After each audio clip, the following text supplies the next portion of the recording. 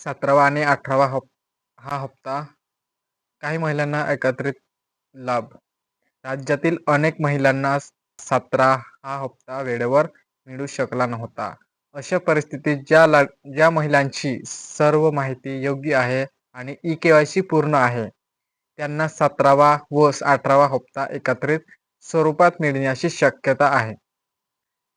यामुळेच काही लाभार्थी महिलांच्या खात्यात ₹3000 एकाच वेळीस जमा होऊ शकतात.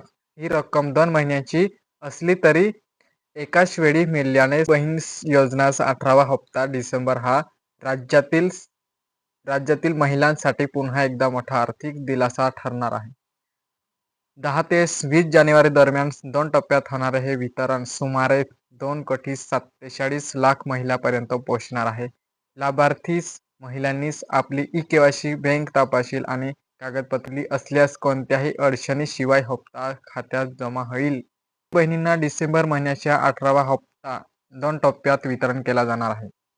पहिल्या टप्प्यात ज्या लाडकी बहिणींची ई-के-वाय-सी, आधार, बँक लिंकिंग आणि कागदपत्रांची पडताळणी पूर्ण आहे, अशा महिलांच्या खात्यात आधी रक्कम जमा केली जाईल. दुसऱ्या टप्प्यात उर्वरित पात्र महिलांना हप्ता दिला जाणार आहे. ही प्रक्रिया 10 जानेवारी ते 20 जानेवारी या कालावधीत पूर्ण करण्याचे नियोजन शासनाने केले आहे.